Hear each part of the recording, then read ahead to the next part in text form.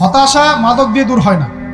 হতাশা দূর হবে, বলে দিব, তিনটা জিনিস, মাত্র তিনটা। কয়টা ভাই? এক, 5 ওয়াক্ত নামাজ। এক কি?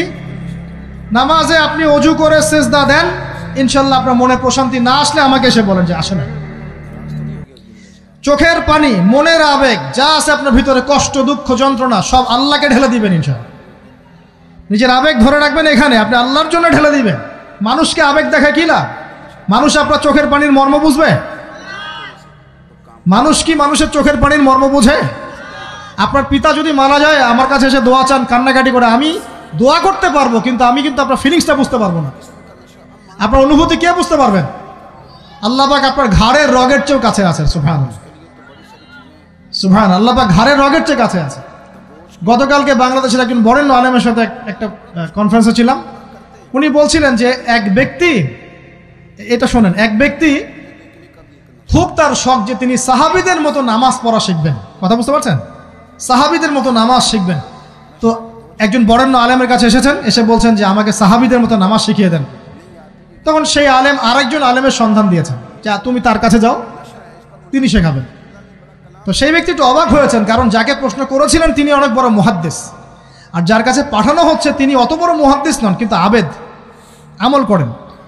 তাকে গিয়ে বলছেন উনি আমাকে পাঠিয়েছেন সাহাবীওয়ালা নামাজ শিখিয়ে দেন।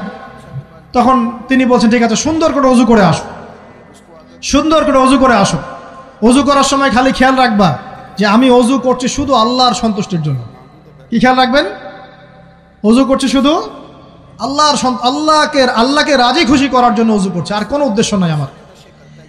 অজু করতে যাচ্ছে, তিনি আবার বলছেন দাঁড়াও, শুধু আল্লাহকে রাজি খুশি করার জন্য অজু করো। আবার শুরু করছেন, আবার বলছেন শোনো, শুধু আল্লাহকে রাজি খুশি করার জন্য অজু করো। এভাবে বলতেই আছেন, নামাজে দাঁড়িয়েছেন, দাঁড়ানোর আগে বলছেন শোনো, শুধু আল্লাহকে রাজি খুশি করার জন্য নামাজ পড়ো। বলতেই আছেন, বলতেই আছেন। এক পর্যায়ে সে ব্যক্তি নামাজ শুরু করলো, নামাজে মনোযোগ এদিক ওদিকে যায়, আর তার মাথায় এটা আসে, এই শুধু আল্লাহকে রাজি খুশি করার জন্য আমাকে নামাজ পড়তে হবে, শুধু আল্লাহকে রাজি খুশি করার জন্য নামাজ পড়তে হবে।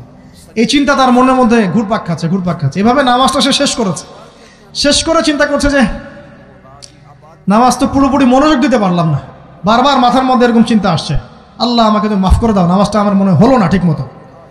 তখন সে ফিরে এসে তার সে ওস্তাদকে বলছেন আমার তো নামাজ এরকম এরকম করে পড়লাম, কিন্তু শেষমেশ মনে হলো যে নামাজটা হয়তো কবুল হয় নাই, আল্লাহর কাছে খুব মাফ চাইলাম, আল্লাহ আমাকে মাফ করে দাও, নামাজটা মনে হলো না। তখন সেই যে প্রথম ব্যক্তি যিনি পাঠিয়েছেন তিনি বলছেন এটাই হলো সাহাবীওয়ালা নামাজ। তারা আল্লাহকে রাজি খুশি করার জন্য নামাজ পড়তেন, নামাজ শেষ করে আল্লাহর কাছে ইস্তেগফার করতেন, আল্লাহ কিছুই হলো না, কিছুই হলো না। আমার কথা কি বুঝতে পারছেন? অতএব আল্লাহকে রাজি খুশি করার জন্য আপনি আপনার আবেগ, আপনার ইবাদত সব ঢেলে দিবেন ইনশাআল্লাহ। অন্য কারো কাছে কিছু পাওয়ার আশা করব। আমাকে আল্লাহ পাঠিয়েছেন দুনিয়াতে নামাজ পড়তে, রোজা রাখতে, দিনের প্রচার করতে, দিনের জ্ঞান অর্জন করতে, এই তো। তা আমি একজন মেয়ের জন্য জীবন নষ্ট করে দিব কেন? আমি তাহলে আল্লাহর কাছে কি মুখ দেখাবো, আর নবীর কাছে কি মুখ দেখাবো? ওখানে গিয়ে বলবো আল্লাহ আমি আমার অমুক প্রেমিকার জন্য আশেক হয়ে একদম জীবন দিয়ে দিয়েছি, আত্মহত্যা করেছি। গেছে ভাই, যাইতে দেন। যে ব্যক্তি আপনার অবস্থানকে মূল্যায়ন করে নাই সে আপনার যোগ্য ছিল না। এখন আপনি কি করবেন? নিজের অবস্থান উন্নত করেন, আপনার পিছনে লাইন ধরে ঘুরবে ইনশাআল্লাহ। এটাই বাস্তবতা। দুনিয়া খুব খারাপ জিনিস। মানুষ মানুষের অবস্থানকে মূল্যায়ন করে, মানুষ মানুষের অবস্থানকেই মূল্যায়ন করে, কিন্তু আল্লাহ রাব্বুল আলামিন আপনাকে সর্বাবস্থায় ভালোবাসেন। আলহামদুলিল্লাহ। এই যে আমরা এখন অনেক পাপ করছি না, আল্লাহ কি আমাদেরকে আযাব দিয়ে ধ্বংস করে দিয়েছেন? আল্লাহ পাক এখনো আমাদেরকে ভালোবাসেন, রহম করেন, অপেক্ষায় আল্লাহ পাক অপেক্ষা করছেন কখন তওবা করবে, আমি তওবা কবুল করব। এই কখন আমার বান্দা খালি একবার বলে আস্তাগফিরুল্লাহ, আল্লাহ পাক সাথে সাথে মাফ করে দিবেন ইনশাআল্লাহ। আর সেই আল্লাহকে ভুলে আপনি কার পিছনে ছুটছেন? আমরা কিন্তু নিয়াত করতে পারি ভাই যে আমরা যারা ওয়াজ শুনলাম জীবনে কোনোদিন সিগারেটে হাত দিব না ইনশাআল্লাহ। রাজি আছি ভাই? অন্য বড় বড় জিনিস তো বহুত দূরের কথা। আচ্ছা, অনেকে রাজি হয় নাই কেন? আপনারা কি অলরেডি আসক্ত? আমি অনেক ভাইকে দেখেছি মাশাআল্লাহ ইফতার খুলেই একদম বেনসন টানা শুরু করে। হ্যাঁ, এটা যে হারাম আপনাদের কেউ ওয়াজ করে শোনায় নাই? এটাকে কি মনে করেন আপনারা, হারাম না হালাল? কেউ বলেছে মাকরু, নাকি মাকরু ফতোয়া দিয়েছে? মাকরু শব্দের অর্থ জানেন আপনি? মাকরু শব্দের অর্থ কি একটু শোনেন। সূরা বনী ইসরাঈল খুলবেন। কোন সূরা? সূরা বনী ইসরাঈল আল্লাহ পাক বলছেন আমি বনু ইসরাঈলকে এই কাজগুলো করতে নিষেধ করেছি। কোন কোন কাজ? জেনা করো না, জেনার ধার কাছে যেও না, এতিমের মাল আত্মসাৎ করো না, শিরিক করো না ইত্যাদি। যারা আলেম আছেন তারা আমার কথা বুঝবেন। এই কাজগুলোর পরে আল্লাহ পাক বলছেন যে এই প্রত্যেকটা কাজ আল্লাহর কাছে মাকরুহ, অপছন্দ। কিসের? অপছন্দ। আর এটাকে আপনি সহজ মনে করছেন? নিয়াত করি আল্লাহ পাকের সন্তুষ্টির জন্য আমরা কোনোদিনও মাদকের সাথে সম্পৃক্ত হব না ইনশাআল্লাহ। আর বিশ্বাস করেন, শুধুমাত্র মাদকদ্রব্য নিয়ন্ত্রণ অধিদপ্তর এই আইন কানুন এগুলো দিয়ে, জরিমানা দিয়ে মানুষকে মাদক ছাড়ানো যাচ্ছে না, যাবে না। কেন যাবে না এটা আপনারা খুব ভালো করেই জানেন, আমি বলতে চাচ্ছি না। অনেক সময় মাদক বিরোধী কনসার্ট করে মানুষ, মাদক বিরোধী কনসার্টে ওঠার আগে এক বোতল ডাইল খেয়ে আসে আগে। এগুলো কি বাস্তব কথা বলছি না অবাস্তব কথা বলছি? আমাদের যুবক ভাইরা কোশ্চিনকালেও মাদকের ধার কাছে যাবেন না ইনশাআল্লাহ। একটা হাদিস খালি মনে রাখেন, এই হাদিসটা মনে রাখেন। নবী সাল্লাল্লাহু আলাইহি ওয়াসাল্লাম বলেছেন, কেউ যদি মাদকদ্রব্য সেবন করে তার 40 দিনের নামাজ কবুল হবে না। সিগারেট একটা খেয়েছি, 40 দিন নামাজ নাই। এরপর যদি সে তওবা করে আল্লাহ মাফ করে দিবেন।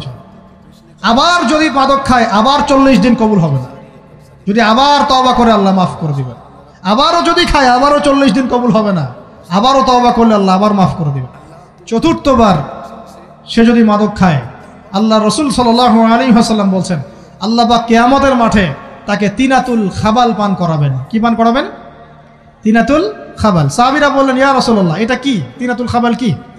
নবী সাল্লাল্লাহু আলাইহি ওয়াসাল্লাম বলছেন, এটা হচ্ছে জাহান্নামীদেরকে আযাব দেওয়ার পর তাদের রক্ত মাংসের যে পুঁজ বের হবে, এই যে ড্রিঙ্কস, জাহান্নামের হার্ড ড্রিঙ্কস, এই ড্রিঙ্কসের নাম হলো তিনাতুল খাবাল। আল্লাহ পাক আমাদের সবাইকে মাদক থেকে বাঁচিয়ে রাখে। আমল হচ্ছে কোরআন তেলাওয়াত। যে ব্যক্তি কোরআন তেলাওয়াত করতে পারে নিয়মিত, তার মনের মধ্যে এই হতাশা, এই ভীরুতা, এই কাপুরুষতা কিচ্ছু আসবে না ইনশাআল্লাহ। আমি গ্যারান্টি দিচ্ছি আপনাকে, হতাশা আসবেই না আপনার মনে যদি আপনি কোরআন বুঝতে পারেন। কোরআনের একটা আয়াত নিয়ে কোনো সময় দেখা যায় 2-3 ঘন্টা সময় পার হয়ে যাচ্ছে, আয়াতটা ছেড়ে সামনে যেতে পারছি না। কোরআনের ভিতরে ঢুকলে আপনি দুনিয়ায় ভুলে যাবেন কি হচ্ছে আশপাশে। আমি এমন অনেক আলেমকে দেখেছি যে একটা বই, পাতলা একটা বই, আরবি বই নিয়ে পড়া শুরু করেছেন, ওই যে ফজরের পরে জোহরের ওয়াক্ত হয়ে যাচ্ছে, বইটাই শেষ করতে পারেনি এখন। বুঝতে পারবেন না? যখন আপনি ইলমের ভিতরে ঢুকে যাবেন, কোরআনের ভিতরে, হাদিসের ভিতরে, আপনার দুনিয়ার খেয়ালই নাই। একজন আলেম তিনি এক রাত্রে একটা বই লিখেছিলেন, চটি বই, এক রাত্রের মধ্যে।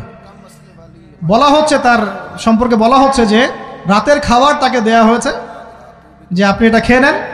তো সে খাবারটা পাশেই আছে, খাবারটা খাবো, এটা লিখে খাবারটা খাবো, এরকম তার চিন্তা ছিল। ফজর হয়ে গেছে, বই লেখাও শেষ, খাবার এই অবস্থায় পড়ে আছে, ডুবে গেছেন ভিতরে, খাওয়ার মাথায় খেয়াল নাই। এরকম হয়। একজন মনীষী, বিখ্যাত মনীষী, রিয়াদুস সালেহীন কিতাবের রাইটার, সংকলক আল্লামা নববী রাহিমাহুল্লাহ, এরকম সারা রাত চলে গেছে, পাশে 2টা খেজুর, ওই 2টা খেজুর খাওয়ারই সময় পান। হাদিস নিয়ে গবেষণা করতে রাত পার হয়ে গেছে। আমি বলতে চাচ্ছি, যখন ইলমের ভিতরে, কোরআন হাদিসের ভিতরে ঢুকে যাবেন, আপনার দুনিয়ার খেয়াল আপনার চলে যাবে ইনশাআল্লাহ।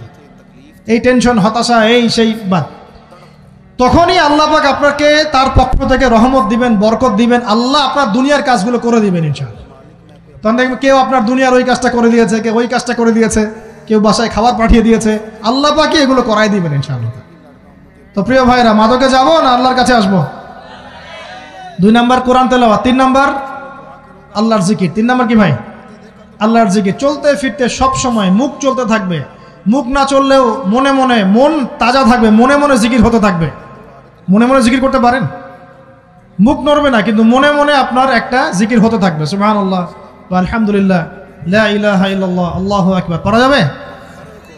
পারে। মানুষের মন কখনো চুপ করে থাকে না, কিন্তু মানুষের মন অলওয়েজ কিছু না কিছু চিন্তা করতে থাকে না, যতক্ষণ না ঘুমায় মানুষ। তো প্রিয় ভাইরা, বেশি বেশি জিকির করব, সুবহানাল্লাহ, আলহামদুলিল্লাহ, লা ইলাহা ইল্লাল্লাহ, আল্লাহু আকবার, লা হাওলা ওয়ালা কুওয়াতা ইল্লা বিল্লাহ, এগুলো চলতে থাকবে। আল্লাহ পাক তৌফিক দান করুন, আমিন। আমরা আমাদের সমাজে যুবকদেরকে এরকম টিকটকে দেখছি, অনলাইনে আসক্ত দেখছি, জেনায় আসক্ত দেখছি, পর্নোগ্রাফিতে আসক্ত দেখছি। আমরা দেখছি আমাদের যুব সমাজকে মাদকে আসক্ত, কিশোর গ্যাংয়ে আসক্ত। এইগুলো কি আমাদের কাম্য ছিল ভাই? আমাদের কাম্য ছিল?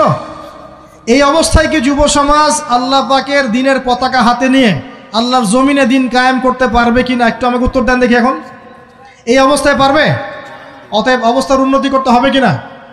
উন্নতির জন্য রাজি আছে কিনা ইনশাআল্লাহ?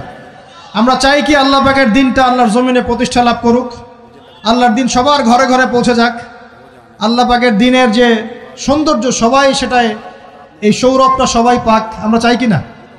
সমাজে শান্তি প্রতিষ্ঠা হোক, আবার সেই রাসূলের মতো যুগ চলে আসুক, আমরা চাই কিনা?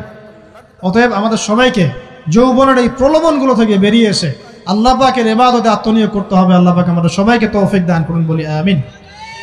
আমাদের সবাইকে আল্লাহ রাব্বুল আলামিন কুরআন এবং হাদিসের গভীর জ্ঞান অর্জন করার তৌফিক দান করুন, বেশি থেকে বেশি ইবাদত করার তৌফিক দান করুন।